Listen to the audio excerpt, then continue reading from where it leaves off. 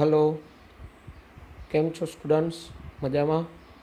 આપણે આગળના lecture number 18માં બે પોલીહેલોજન જોયા હતા, મિથિલિન ક્લોરાઇડ અને ટ્રાઇક્લોરોમિથેન એટલે કે ક્લોરોફોર્મ. ત્યાર પછીનો પોલીહેલોજન ટ્રાય આયોડોમિથેન, જે પ્રચલિત નામ આયોડોફોર્મથી ઓળખાય. તો પહેલાં આપણે અહીંયા જે ટેક્સ્ટબુકમાં આપેલા છે એના ગુણધર્મ કે એના ઉપયોગો, બરાબર, એ અને પછી એની બનાવટ અને કેવા સંયોજનો આયોડોફોર્મ કસોટી આપે, કેવા સંયોજનોમાંથી આયોડોફોર્મ બને નહીં, એ આપણે એની ક્રિયાવિધિ સાથે સમજીએ. Very most concept for NEET કે આયોડોફોર્મ કેવું સ્ટ્રક્ચર હોય તો મળે અને કેવું સ્ટ્રક્ચર હોય તો ન મળે, બરાબર, ને શા માટે એ સમજવાનું. તો પહેલાં આપણે ટેક્સ્ટબુક મુજબ તો ટ્રાયોડોમિથેન, તેનો ઉપયોગ શરૂઆતમાં જીવાણુનાશક તરીકે થતો હતો, એન્ટિસેપ્ટિક. પરંતુ આયોડોફોર્મનો આ જીવાણુનાશક ગુણધર્મ તેના પોતાના કારણે નહીં પણ ઉત્પન્ન થતા મુક્ત આયોડિનના કારણે હોય છે, બરાબર. એટલે આ લાઈન પણ અગત્યની. જીવાણુનાશક ગુણધર્મ કોના કારણે હોય તો CH3ને લીધે નહીં પણ એમાંથી મુક્ત થતા આયોડિનને લીધે. તેની અરુચિકર વાસના કારણે હાલમાં તેના સ્થાને આયોડિનયુક્ત અન્ય દવાઓનો ઉપયોગ કરવામાં આવે છે, બરાબર. અરુચિકર વાસ એટલે આપણે અણગમતી વાસ, ન ગમે એવી વાસને કારણે તેના સ્થાને આયોડિનયુક્ત અન્ય દવાઓનો ઉપયોગ કરવામાં આવે છે. તો હવે આપણે એના એક્સ્ટ્રા કન્સેપ્ટ જે છે એની વાત કરીએ ને, મોસ્ટ ઇમ્પોર્ટન્ટ ફોર નીટ, કે આયોડોફોર્મ કોણ આપે કોણ ન આપે. તો એમાં આયોડોફોર્મની બનાવટ. આયોડોફોર્મની બનાવટમાં ફર્સ્ટ એસિટોન CH3COCH3 એની NaOH પ્લસ I2 અથવા NaOI સોડિયમ હાઇપોઆયોડાઇડ. એ NaOI એ NaOH પ્લસ I2માંથીને જ ઉત્પન્ન થાય, સોડિયમ હાઇપોઆયોડાઇડ. સાથેની પ્રક્રિયાથી CH3 plus CH3COONA plus 3H2O plus 3Ni છૂટવા પડે.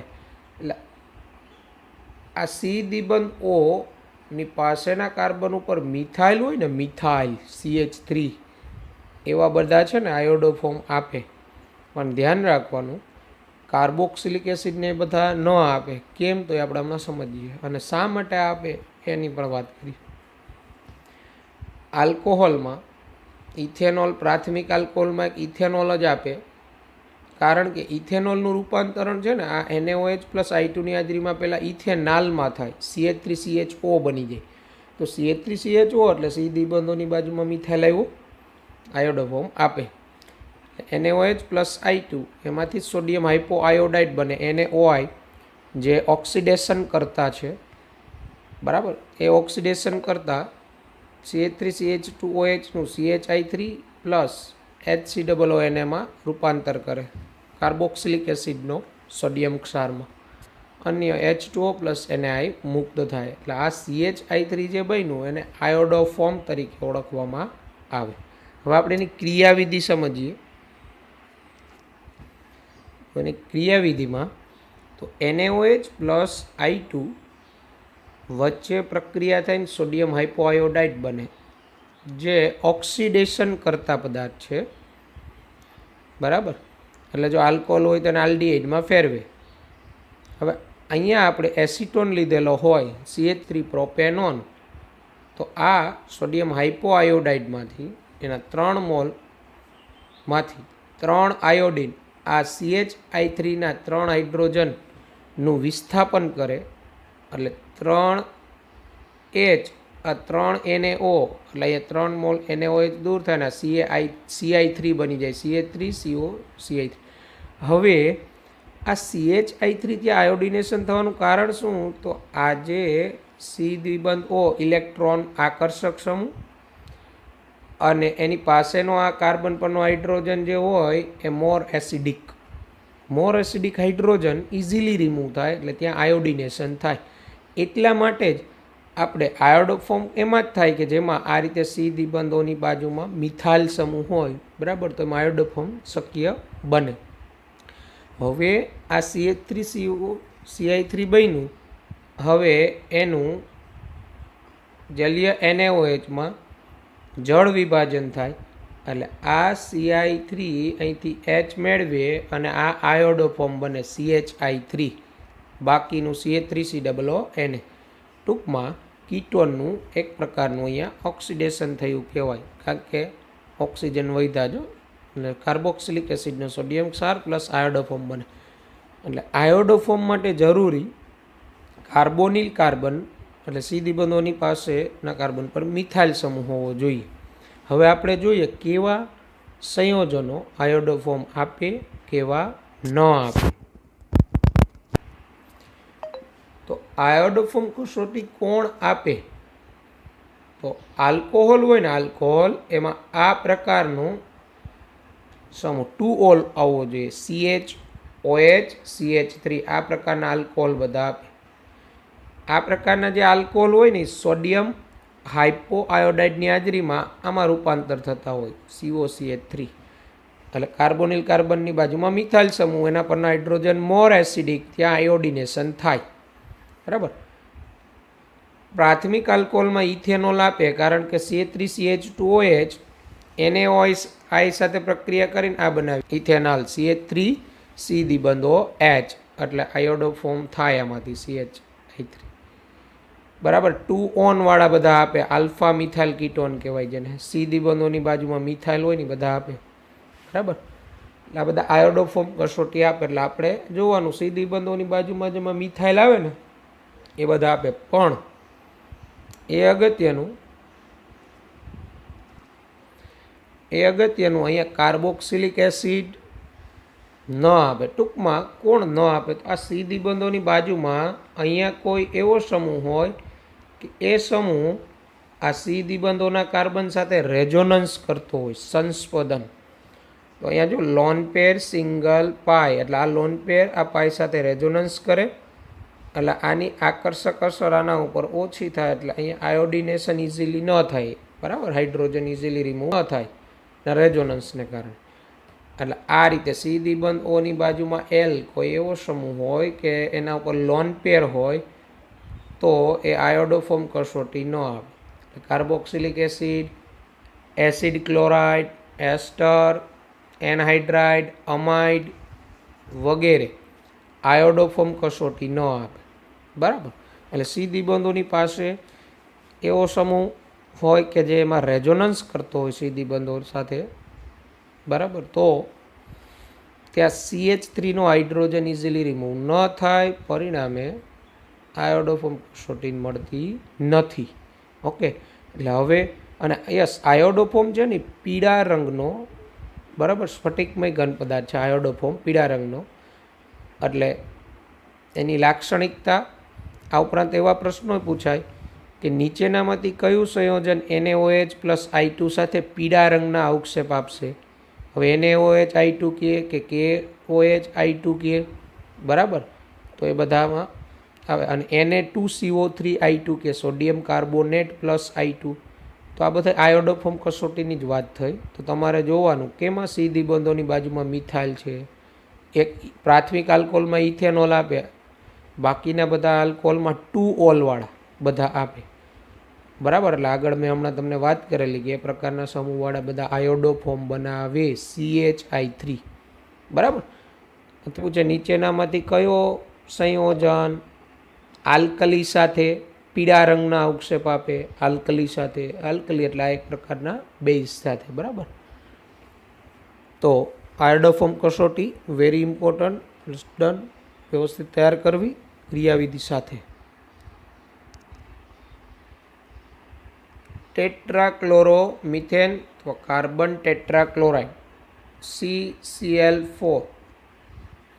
ઓકે, તો પહેલાં CCl4ની જે લાક્ષણિકતાને બધું આપણે આપેલો છે ટેક્સ્ટ બુકમાં, એની હાનિકારક અસરો એની વાત બોર્ડ મુજબ, તો તેનું મોટા જથ્થામાં ઉત્પાદન પ્રશીતક બનાવવામાં, પ્રશીતક એટલે ઠંડક ઉત્પન્ન કરનાર વાયુઓ, અને વાયુ વિલય પાત્રો માટે નોદકના ઉત્પાદન કરવા માટે કરવામાં આવે છે. વાયુ વિલય એરોસોલ, નોદક એટલે એમાં પ્રોપેલન્ટ.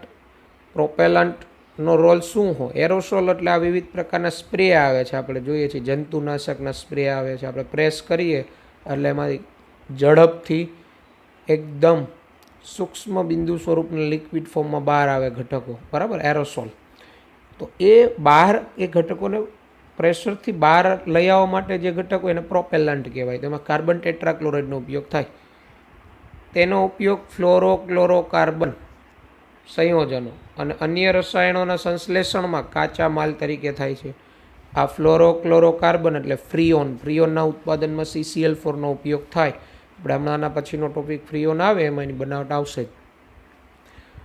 અન્ય રસાયણોના સંશ્લેષણમાં કાચા માલ તરીકે અન્ય કોઈ કેમિકલ ઉત્પન્ન કરવા હોય તો એમાં પણ એનો ઉપયોગ થાય.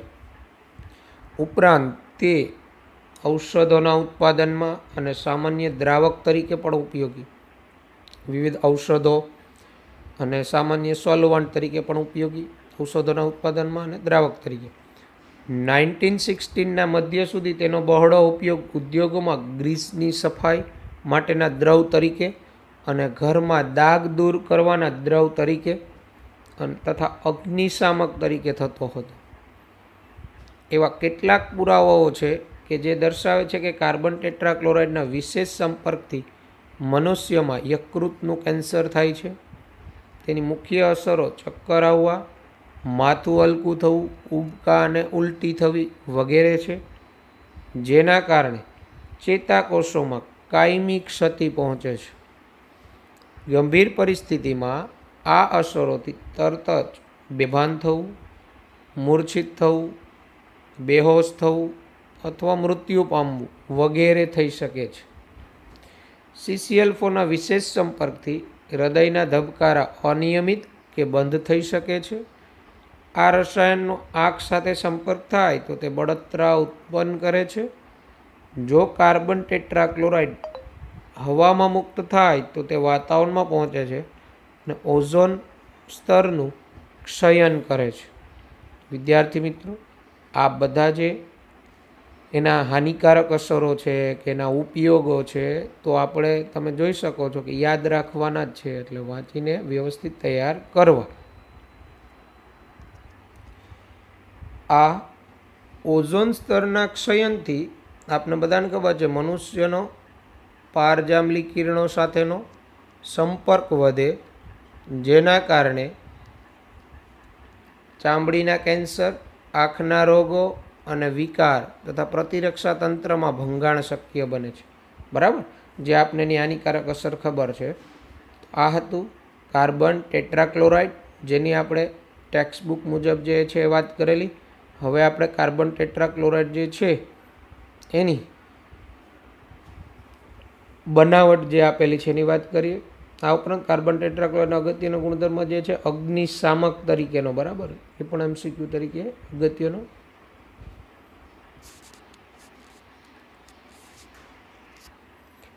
કાર્બન ટેટ્રાક્લોરાઇડની બનાવટ ફર્સ્ટ મિથેનની 4 મોલ Cl2 સાથે CuCl2 ઉદ્દીપકની હાજરીમાં પ્રક્રિયા કરતા 4 હાઇડ્રોજન 4 Cl દૂર થઈ 4HCl CCl4નું બનવું. આ રીતે કાર્બન ટેટ્રાક્લોરાઇડ બને.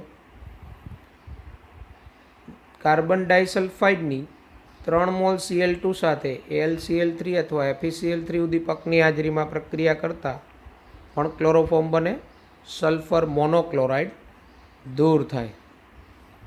આ જે H2Cl2 ફોર્મ થાય એ ફ્રેક્શનલ ડિસ્ટિલેશનથી અલગ કરી શકાય. H2Cl2 formed in the process is separated by fractional distillation, એટલે વિભાગીય નિસ્યંદનથી H2Cl2 અલગ કરી શકાય. then treated with CH2 to yield more CCl. ફરીથી એની કાર્બન ડાયસલ્ફાઇડ સાથે ટ્રીટ કરવામાં આવે તો વધુ કાર્બન ટેટ્રાક્લોરાઇડ મળે, સલ્ફર દૂર થઈ જાય. બરાબર.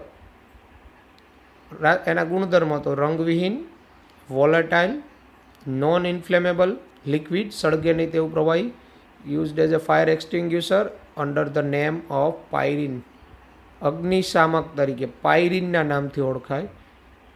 ઇનસોલ્યુબલ in H2O, soluble in organic solvent, પાણીમાં અદ્રાવ્ય, અન્ય કાર્બનિકમાં દ્રાવ્ય. બરાબર. એની લાક્ષણિકતાઓ, આ પ્રિપરેશન છે એક્સ્ટ્રા કન્સેપ્ટ થયું. એની રિએક્શનો એની વાત કરીએ તો કાર્બન ટેટ્રાક્લોરાઇડની પ્રક્રિયાઓ. તો કાર્બન ટેટ્રાક્લોરાઇડ H2Oના સંપર્કમાં આવે તો કાર્બન ટેટ્રાક્લોરાઇડ પાણી વચ્ચેની પ્રક્રિયાથી ખૂબ જ ઝેરી વાયુ ફોસ્જીન બને, COCl2. સ્ટુડન્ટ, ક્લોરોફોર્મ હવાના ઓક્સિજન સાથે સંયોજાઈને ફોસ્જીન બનાવે. કાર્બન ટેટ્રાક્લોરાઇડ પાણીના સંપર્કમાં આવે તો ફોસ્જીન બને. એટલે જ જ્યારે કંઈ આગ લાગેલી હોય તો એને આપણે આગને બુઝાવતા હોઈએ તો ત્યાં CCl4નો ઉપયોગ કરતી વખતે પાણી સંપર્કમાં ન આવે, ધ્યાન રાખવું પડે, નહીંતર ફોસ્જીન બને અને ફોસ્જીન આપણા બોડીમાં જઈ ઓક્સિજનનું પ્રમાણ ઘટાડી દે. બરાબર. માણસ મૃત્યુ પણ પામે. COCl2. CCl4 પ્લસ 2H એટલે ધાતુ પ્લસ H2O રિડક્શન કરતા છે. CCl4નું રિડક્શન કરી ક્લોરોફોર્મ બનાવી શકાય. CCl4 4KOH એટલે 4Cl દૂર થાય KCl સ્વરૂપે, અને એક જ કાર્બન ઉપર 4 OH સંયોજન અસ્થાયી, પાણીનો અણુ દૂર થાય, CO2 બને. CO2 અને બેઝ વચ્ચે પાછી પ્રક્રિયા થઈને ફાઇનલ K2CO3 બનતું હોય. બરાબર. અને આ CCl4 ધાત્વિક ફ્લોરાઇડ, આ સ્વાડ્સ પ્રક્રિયા છે. ધાત્વિક ફ્લોરાઇડની હાજરીમાં ક્લોરાઇડનું ફ્લોરોમાં રૂપાંતર. આ ક્લોરોફ્લોરોકાર્બન બન્યો જે ફ્રીઓન તરીકે ઓળખાય છે. SbCl5 ઉદ્દીપકની હાજરીમાં. એટલે આપણે કીધું હતું ને CCl4નો ઉપયોગ ક્લોરોફ્લોરોકાર્બનની બનાવટમાંય થાય. આ એક બનાવટ થઈ અને આ ફ્રીઓનની પણ એક બનાવટ થઈ. આને ફ્રીઓન 12 કહેવાય.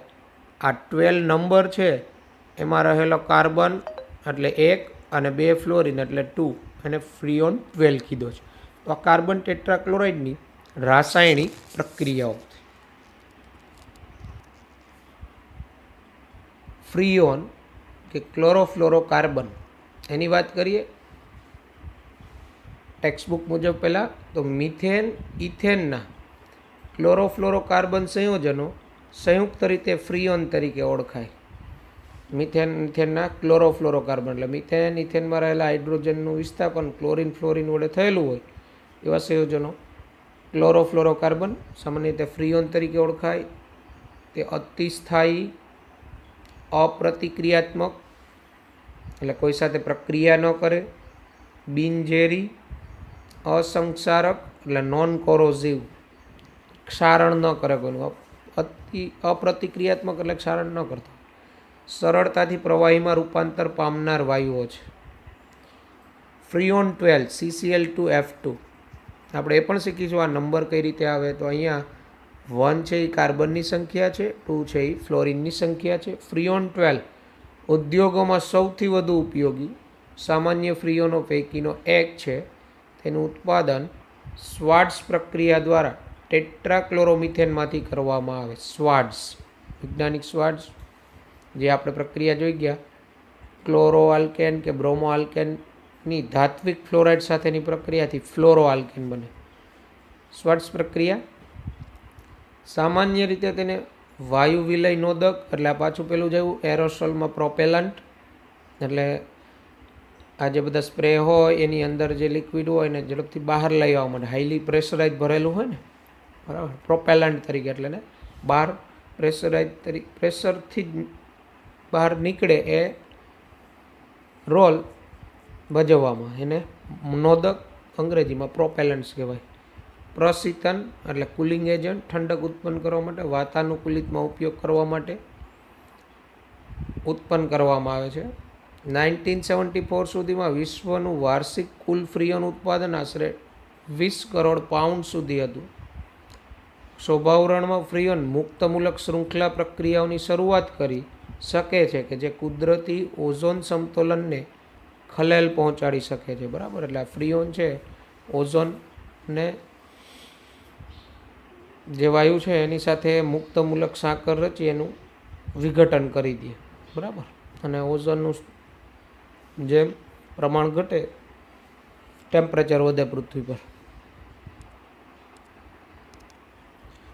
Student, name nomenclature of Freon, ફ્રીઓનનું નામકરણ extra point of view text બુકમાં નથી ટૂંકમાં. Freon 12, first number denotes carbon atoms whereas the second number denotes the number of fluorine atoms. એટલે જે અંક હોય ને એમાં પહેલો કાર્બનની સંખ્યા, બીજો ફ્લોરિનની. The remaining hydrogen atoms in CH4 or C2H6 are replaced by chlorine atoms. બાકી રહેલા જે હાઇડ્રોજન પરમાણુ હોય મિથેન કે ઇથેનમાં એ ક્લોરિન પરમાણુ દ્વારા રિપ્લેસ કરવાનો, ત્યાં ક્લોરિન મૂકી દેવાનું. Number of chlorine atoms is not mentioned. આમાં ક્લોરિન એટમ મેન્શન નથી કર્યા નંબરમાં. બરાબર. ફ્રીઓન 22, તો these are obtained from ethane since it contains 2 carbon atoms. 22 આવ્યા એટલે 2 કાર્બન 2 ફ્લોરિન હોય, બાકીના બધા ક્લોરિન મૂકી દેવાના હાઇડ્રોજનની જગ્યાએ.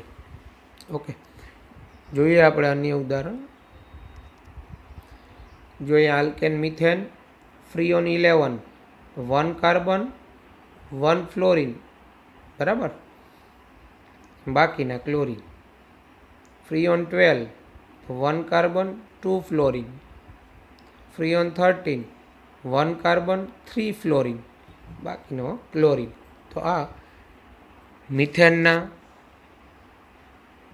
મિથેનમાંથી બનતા ક્લોરોફ્લોરો કાર્બન થયા. C2H6 ઇથેનમાં તો Freon 22, 2 carbon 2 fluorine. 23, 2 carbon 3 fluorine. 24, 2 carbon 4 fluorine. એનો અર્થ ઇથેનમાંથી જ બન્યા બધા, બાકીના ક્લોરિન મૂકવું. પણ અહીંયા Freon derived from ethane can exist in various isomeric forms. બરાબર, ઇથેનમાંથી આપણે જે ફ્રીઓન ડિરાઇવ કરીએ એના ઘણા સમઘટકીય સ્વરૂપ હોય. And the numerals are written according to the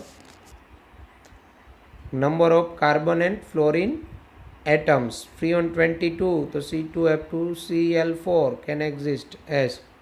બરાબર. હવે જો ઇથેનના જુદા જુદા ક્લોરોફ્લોરો કાર્બન બન્યા ફ્રીઓન. બરાબર, તો એના જુદા જુદા સ્વરૂપ હતો. Freon 23, C2F3Cl3 can exist as. તો આ રીતે F2 અને Cl3 થાય, આ સ્વરૂપે બને. ઓકે, તો અહીંયા ફ્રીઓન 12, 10 અને ફ્રીઓન 1111 તરીકે દર્શાવવામાં આવે. આ ફ્રીઓન 1210 શું છે? તો પહેલો કાર્બન એની સાથે 2 ફ્લોરિન એટલે 2. બરાબર, એક કાર્બન એની સાથે 2 ફ્લોરિન 2, એક કાર્બન એની સાથે 0 ફ્લોરિન એટલે 1210. ફ્રીઓન 11, તો એક કાર્બન 1 ફ્લોરિન એટલે 11, એક કાર્બન 1 ફ્લોરિન પાછું 11 એટલે ફ્રીઓન 1111. ઓકે, એટલે આ બંને C2F3Cl3 ના જ છે બંને. અહીંયા ફ્રીઓન આ પણ એનું જ થાય, આનું જ સ્વરૂપ થયું. તો અહીંયા એક કાર્બન ઉપર 3 ફ્લોરિન એટલે એક કાર્બનનો 1, 3 ફ્લોરિનનો 3, પાછો એક કાર્બન એના ઉપર 0 એટલે 1310. અહીંયા પણ એવું થયું, ફ્રીઓન એક કાર્બન ઉપર 2 ફ્લોરિન એટલે 1, 2 ફ્લોરિન એટલે 2, એક કાર્બન ઉપર 1 એટલે 1 1, ફ્રીઓન 12 11.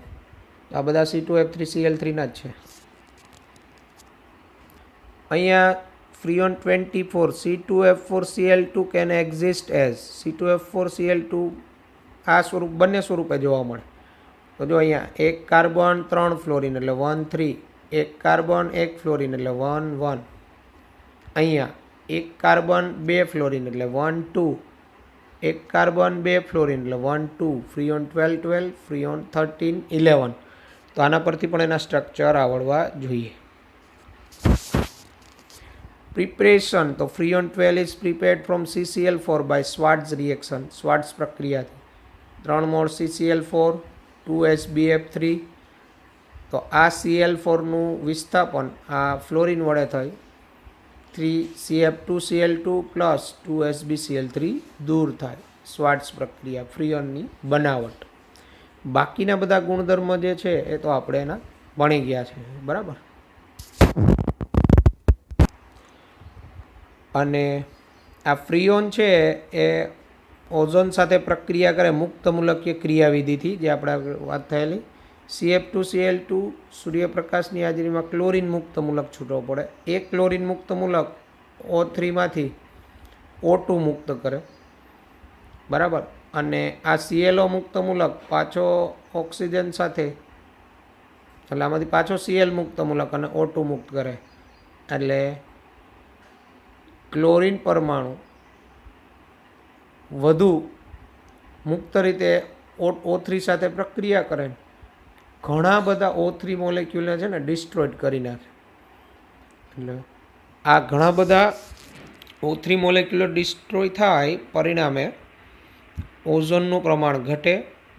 એટલે સૂર્યના પારજાંબલી કિરણો ડાયરેક્ટ પૃથ્વી પર આવે અને વિવિધ પ્રકારના આપણને ખબર છે આડઅસર, ચામડીના કેન્સર થવાના બધી, બરાબર. આ એની ચેન રિએક્શન છે જે તમે પર્યાવરણ રસાયણમાં ભણેલા હશો. ત્યારબાદ DDT. તો DDTની બનાવટ 2 molecules of chlorobenzene in the presence of concentrated H2SO4. ક્લોરોબેન્ઝીનના 2 અણુઓ સાંદ્ર H2SO4ની હાજરીમાં ગરમ કરતા આ રીતે આ ક્લોરોબેન્ઝીનનો આ એક અણુ, આ ક્લોરોબેન્ઝીનનો બીજો અણુ, એના હાઇડ્રોજન અને એની આ જે પ્રક્રિયા છે આ ક્લોરલ સાથે છે. ક્લોરલ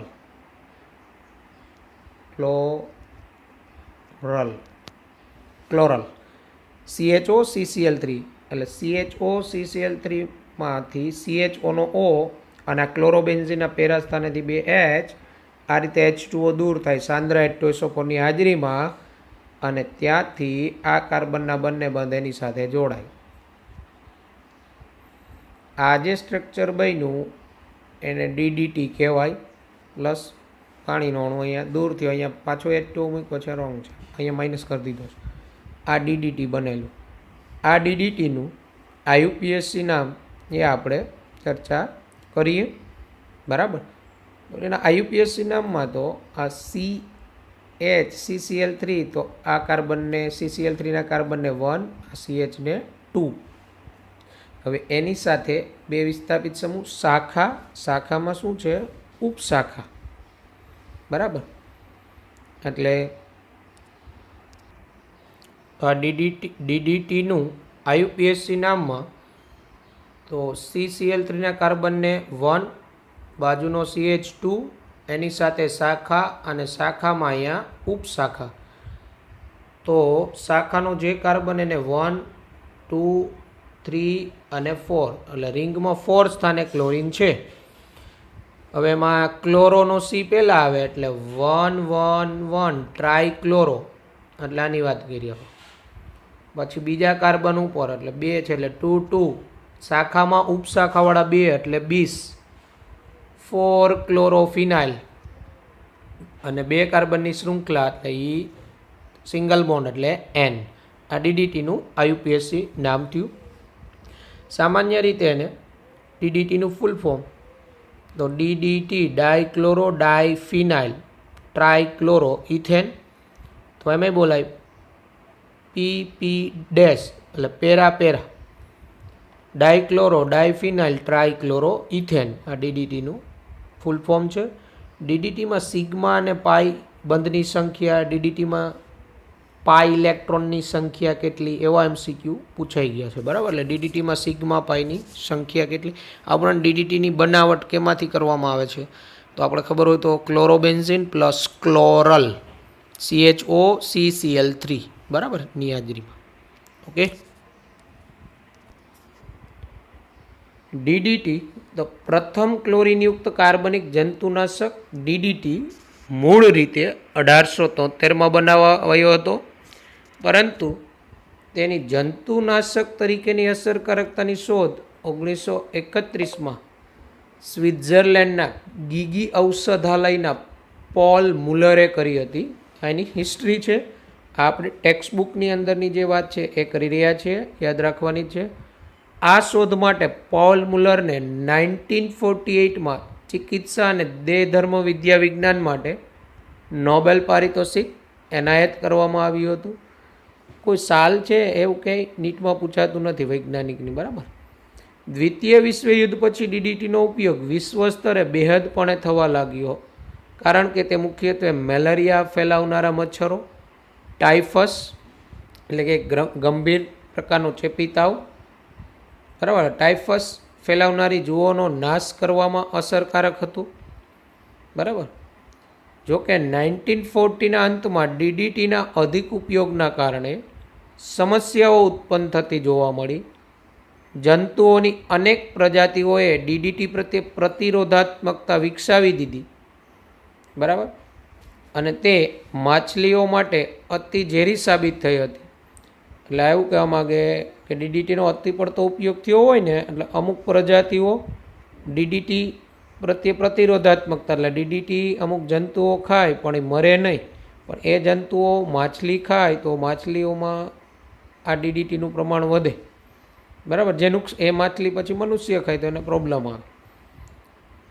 ડીડીટીની રાસાયણિક સ્થાયીતા અને તેની ચરબીમાં દ્રાવ્યતા એ સમસ્યાને વધુ જટિલ બનાવી હતી.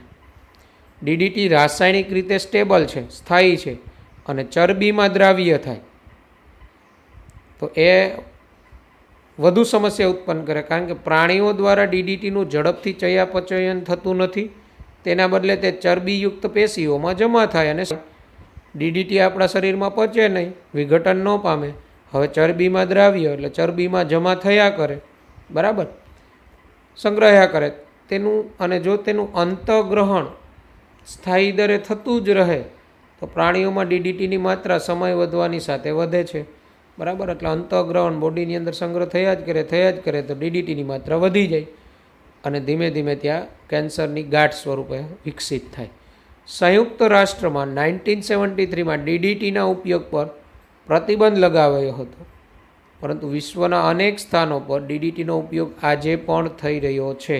ડીડીટી આમ જુઓ તો કાર્સિનોજેનિક છે, એ જંતુનાશક તરીકેનો ઉપયોગ થતો, પણ એ બોડીની અંદર વિઘટન ન પામે એટલે ગાંઠ સ્વરૂપે વિકસિત થાય, કેન્સરજન્ય દ્રવ્ય છે ડીડીટી. ડીડીટીની જગ્યાએ હાલમાં ગેમેક્ઝિન પાવડરનો ઉપયોગ થાય છે. ડિયર સ્ટુડન્ટ્સ, આ પોલીહેલોજન કમ્પાઉન્ડ હતા. પોલીહેલોજન આ કમ્પાઉન્ડમાં DDT, most IMP, Freon, chloroform most IMP, બરાબર, અને આયોડોફોર્મ MCQની દ્રષ્ટિએ મોસ્ટ ઇમ્પોર્ટન્ટ નીટના પોઈન્ટ ઓફ વ્યૂ, કોણ આયોડોફોર્મ કસોટી આપે, કોણ ન આપે. ઓકે, તો અહીંયા આપણે આ ચેપ્ટર જે છે એ પૂર્ણ કરીએ છીએ થિયરિટિકલી. બરાબર, સ્વાધ્યાયની વાત કરીશું પછી. Okay, take care, bye bye.